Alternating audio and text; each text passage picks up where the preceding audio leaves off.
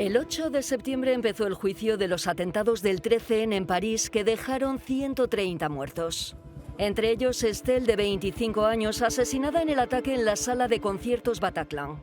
Su madre, Marie, vino de Bretaña para asistir al juicio. Parte civil testificará el próximo mes de octubre.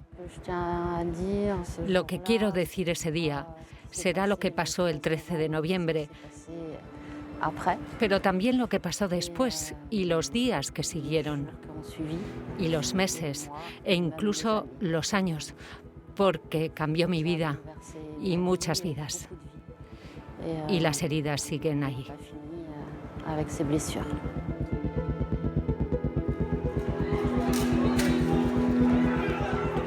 Heridas de las que Marie ha aceptado hablarnos. Informados de la muerte de su hija por su compañero la misma noche del ataque, Marie y su esposo partieron hacia París.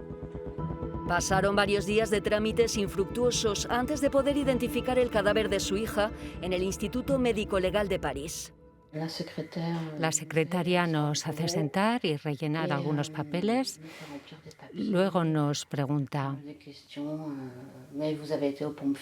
¿han estado en la funeraria? Deben ocuparse. ¿Su hija será enterrada o incinerada? Estamos aturdidos. Nos decimos, pero ni siquiera sabemos si está ahí. Y tuvimos 5 minutos para ver a nuestra hija detrás de un vidrio. No tuvimos más noticias durante una semana. Después nos llamaron para cerrar el ataúd y recuperar el cuerpo. Éramos 5 familias, todas convocadas a las 2 de la tarde. Todos al mismo tiempo. Entramos en un pasillo, hay 5 cámaras mortuorias alineadas y de 100 a 150 personas, todos al mismo tiempo. Había gente que se equivocaba de habitación, era un desastre total.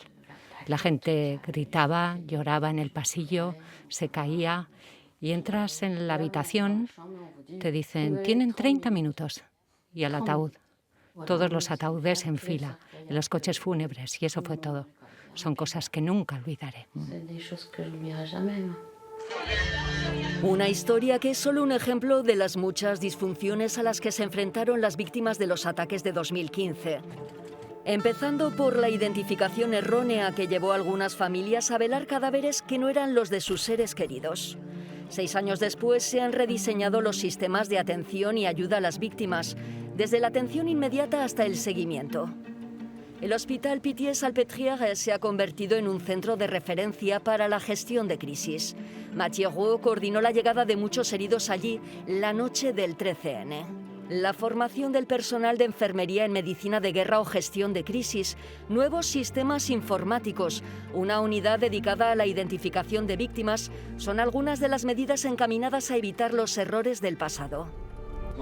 La lección aprendida va más allá de la organización del hospital, que es nuestro terreno. Una mejor capacidad para identificar a las víctimas, una mejor capacidad para atenderlas. No tanto a nivel físico. Ahí empezamos a tener una buena experiencia, sino en cuanto a apoyo psicológico. Mayor capacidad para apoyar a los familiares de estas víctimas, ya sea dentro del hospital o en sus esfuerzos por encontrarlos. Y hemos aprendido a apoyar mejor a nuestro personal, porque también han sido víctimas de algún tipo de trauma.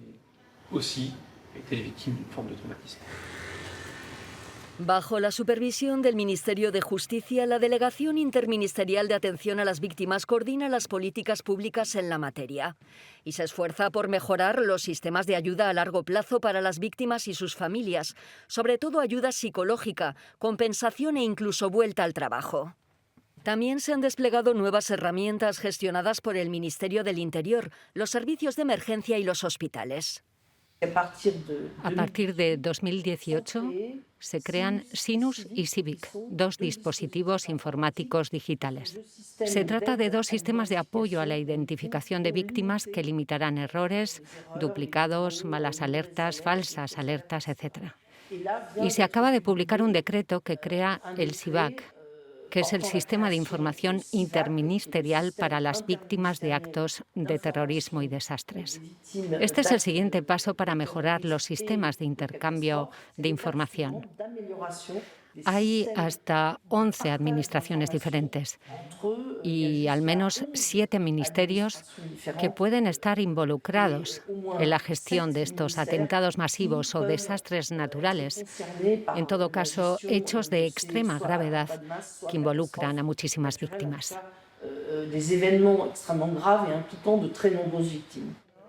Otra novedad es una unidad de crisis que puede ser activada por el primer ministro o el ministro del Interior en caso de ataque, catástrofe natural o accidente. Este es un ejercicio de simulación de un ataque terrorista.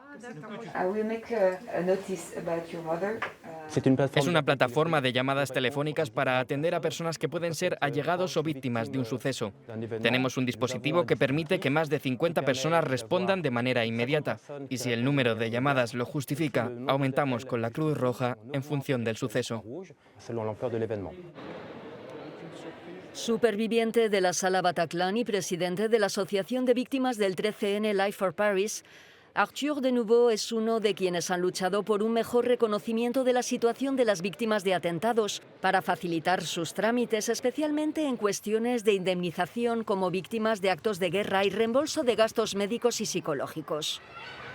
Testificará en el juicio que, según él, deberá permitir a las víctimas pasar página. Realmente hemos luchado para simplificar la comprensión de este estatus, para unir todos los detalles de los derechos de las víctimas. Nuestra reflexión fue decir, es rápido convertirse en víctima, es muy rápido, muy pasivo. El Estado, la sociedad y nosotros, las víctimas, nos damos los medios para dejar de ser víctimas. No estar encerrados en este estatus de por vida ha sido una de nuestras principales batallas, pero no está terminada, porque hay una parte que nos corresponde. Hay un momento en el que debemos deshacernos de esto. Para Jean-Pierre Albertini, cuyo hijo Stéphane fue asesinado en la Sala Bataclan, los temas importantes son otros. En este libro, escrito en homenaje a su hijo, cuestiona las acciones emprendidas para combatir el islamismo radical. Hay una medalla para las víctimas del terrorismo. Hay una medalla. Cuando un Estado prefiere otorgar medallas que la idea de derrotar a una determinada ideología, es porque admite en cierto modo que está ante un callejón sin salida. Si reconocemos la existencia de víctimas y no logramos limitar su número,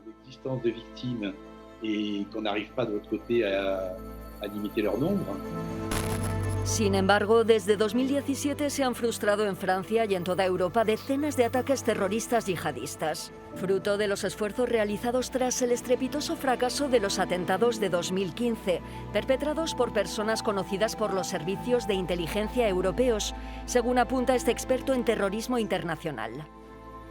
Rápidamente nos dimos cuenta de que estas redes eran transnacionales, que todo se jugaba en las fronteras y que lo importante era poder intercambiar información operativa con homólogos extranjeros. Ha habido una mejor cooperación entre los estados y eso es importante para el futuro. Las organizaciones terroristas que nos amenazaban, han sido debilitadas por las ofensivas militares. La amenaza sigue existiendo, la voluntad de esos grupos de atacarnos existe y lo sabemos. Pero pensamos que el riesgo es hoy mucho menor que el riesgo de la amenaza endógena. Una amenaza que pone en primera línea a los servicios de inteligencia nacionales, que en Francia han duplicado su personal desde 2015.